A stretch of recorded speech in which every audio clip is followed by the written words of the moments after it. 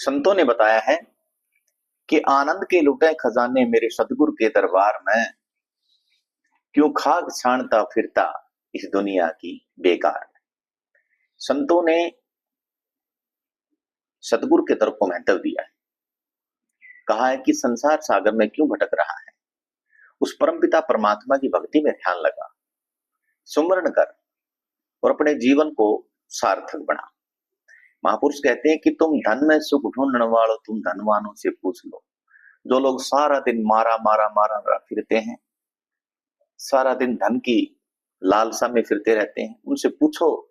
महापुरुष कहते हैं कि तुम धनवानों से पूछ के देख लो भाई, धन में सुख ढूंढने वालों तुम धनवानों से पूछ लो, उन्हें चैन नहीं मिलता है, पल भर भी, बिल्कुल भी चैन नहीं मिलता।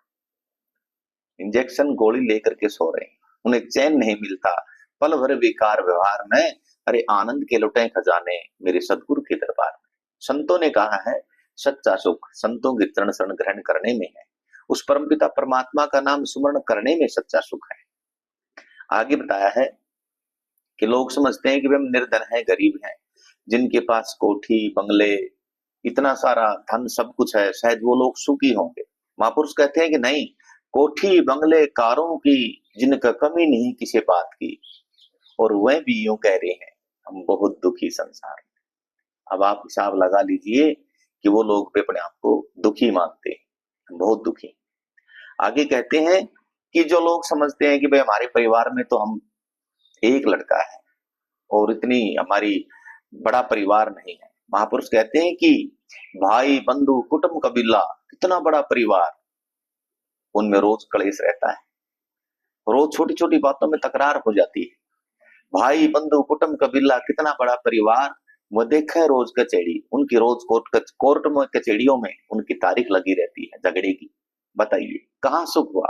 वो देखा है रोज कचेड़ी, आपस की तकरार में। अरे आनंद के लुटे खजाने मेरे सतगुरु के दरबार में। आगे कहते हैं ना सुख है इस गृहस्थ में। आप सोचते हो कि भाई घर गृहस्थी में सुख है, क्योंकि घर गृहस्थी तो तब सुख हो ना जब हम घर गृहस्थी को तरीके से जिए। गृहस्थी के भी अपने नियम होते हैं।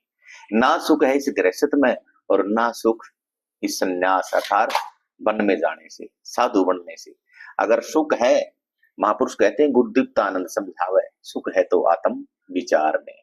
और आत्म विचार का मतलब महापुरुष कहते हैं जब तक हमें सच्चे संत ना मिले, जब तक हमें सच्चे सदगुरु ना मिले और सही रास्ता दिखाने वाले ना मिले, तब तक कृपा नहीं होती सत्संगी प्रेमियों।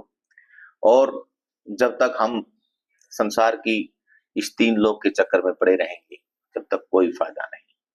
जब तक संसार सागर का यही कभी जन्म लेना, कभी मरना, कभी जन्म लेना, कभी बार बार माँ के गर्भ में हम आते जाते रहेंगे, तो कहाँ सुख है।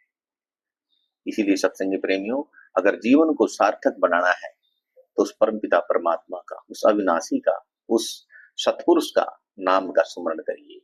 और कहा कि नाम बिना बेकार है 56 भोग विलास, क्या इंद्रासन बैठना, क्या बैकुंठ निवास।